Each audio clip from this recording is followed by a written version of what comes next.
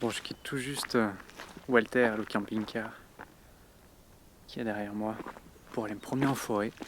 Parce qu'aujourd'hui, je fais une pause dans mes recherches à propos du loup. Et je prends un moment pour moi. Alors un moment pour moi pour aller chercher les bois de cerf, vous l'avez vu dans le titre de la vidéo. Et je me suis dit, allez, je prends la caméra et je vais vous partager cette petite aventure, une petite balade. Et je pense que peu importe ce qu'on fait dans la vie, c'est important de couper avec notre activité professionnelle.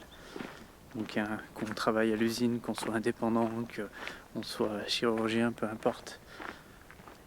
On a besoin de prendre du temps pour soi, évidemment. Donc aujourd'hui, je reste quand même dans la nature. Mais l'idéal pour moi, ça aurait été je sais pas, d'aller boire un café en ville, par exemple, pour vraiment faire une coupure avec ce que je fais habituellement. Mais je suis très content de pouvoir aller me promener et de penser à tout à fait autre chose que d'habitude. Bon, j'ai marché 100 mètres depuis la dernière séquence où je vous expliquais que c'était important de savoir couper, mais parfois les choses nous rattrapent.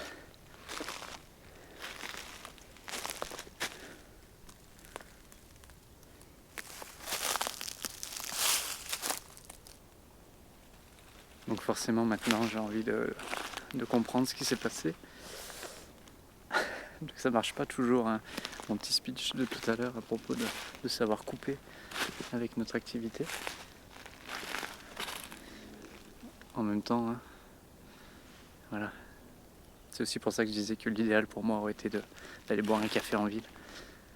J'aurais pas eu ce genre de problème, évidemment.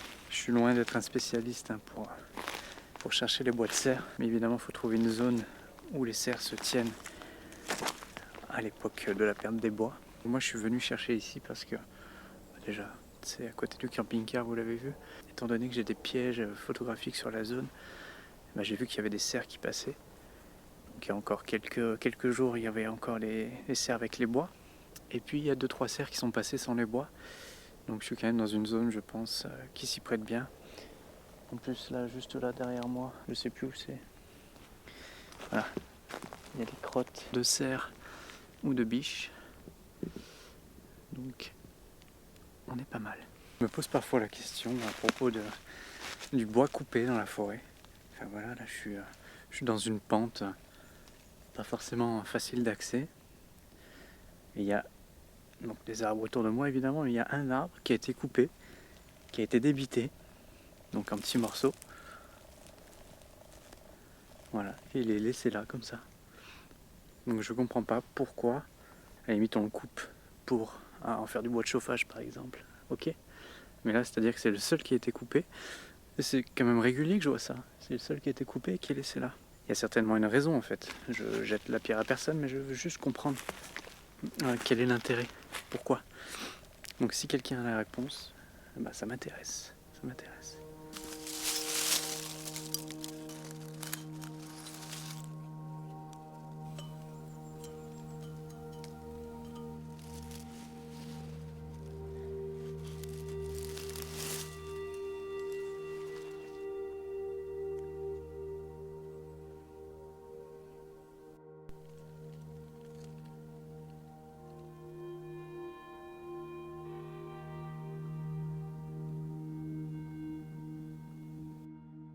C'est marrant comme on peut observer la nature différemment quand on a l'esprit un peu plus léger. Ce que je veux dire par là, c'est habituellement quand je suis en forêt, en ce moment en tout cas, j'ai un objectif bien précis qui est important pour moi. Donc c'est de trouver des indices de présence du loup. Et donc je suis focus un peu là-dessus. Et là aujourd'hui, j'ai mis ça un peu de côté, j'essaye en tout cas. Et du coup j'ai l'impression de voir beaucoup plus de choses que je ne vois pas habituellement. Je pense à des petites traces de gratté de chevreuil, des petites choses toutes simples, quoi. Des petits champignons. Et je crois que c'est un peu avec cet esprit-là que j'ai commencé à la photographie animalière tout ce qu'il y a autour. Ça me fait du bien de me replonger un petit peu dans cet état d'esprit. Voilà, c'est agréable quoi. Très contemplatif et sans rien d'autre en fait, tout simplement. Juste observer et essayer de comprendre certaines choses. Décidément.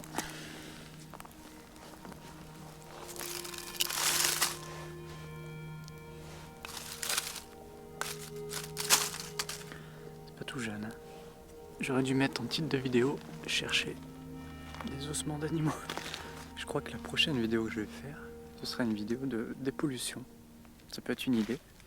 Je tombe de nouveau sur un déchet. Coca-Cola.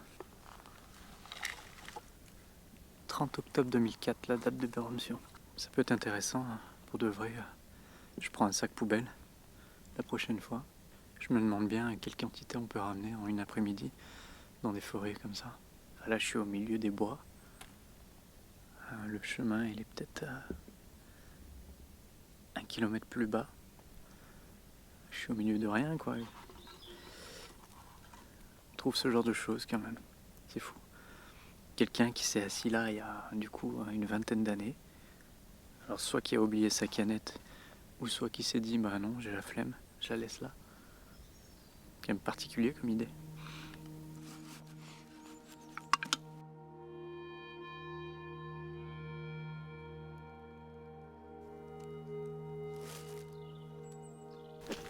Et si j'avais su, j'aurais pris mes skis. On rigole, mais pas de bois, pas de bois de serre. C'est pas évident, honnêtement. Il y a des mecs, ils trouvent des vingtaines de bois par saison. Je sais pas comment ils font. J'étais dans une pente et je cherchais un endroit un peu plus facile pour me déplacer. Donc je suis descendu et puis j'ai trouvé un petit plat. Bah, ce petit plat, il est juste là. Il fait quoi ? Il fait 2 mètres de large sur une centaine de mètres, voire plus. Mais bah, tout le monde passe ici. Il y a des traces d'animaux de partout. C'est marrant. Donc c'est comme ça que se forment les coulées. Tout le monde cherche la facilité, les animaux aussi. Encore autre chose que je ne comprends pas et que vous allez peut-être pouvoir m'éclairer, c'est ces marquages sur les arbres. Vous allez me dire, mais Johan, regarde sur internet, débrouille-toi. Mais peut-être que certains d'entre vous ont l'information et peut-être que d'autres, comme moi, se posent aussi la question. Les marquages sur les arbres, ça correspond à quoi ? Des fois on a du jaune, des fois on a du rouge, des fois on a du bleu, des fois il y a 2 traits, des fois il y a un trait vertical, des fois il y a des croix. Alors, à quoi ça correspond ? J'imagine que c'est pour de futures coupes de bois ou pas, je sais pas en fait, je ne sais pas. Je suis en train de me dire que je suis certainement passé devant 3-4 bois de serre, peut-être, à quelques mètres de moi. Sans les voir, c'est certainement ce qui s'est passé. Chercher une aiguille dans une botte de foin. J'ai l'impression que c'est un peu la phrase qui rythme mon quotidien ces derniers mois. Évidemment, chercher le loup, c'est pas évident non plus. Donc là, on arrive sur un petit névé de neige.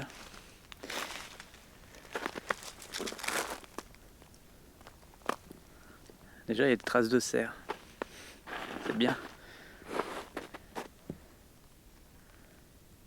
Il y a d'autres traces un peu vieilles. On a aussi du chevreuil.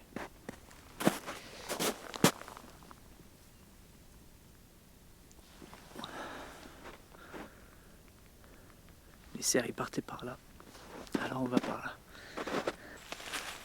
On voit ici que le pic, enfin, peut être du pic et pêche, du pic noir, ou encore du pic vert, qui sont venus essayer de se nourrir ici. Et on voit tous les impacts de bec.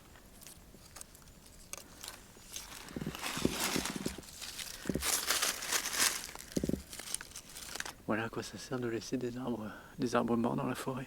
C'est une vraie réserve de nourriture pour bien des animaux.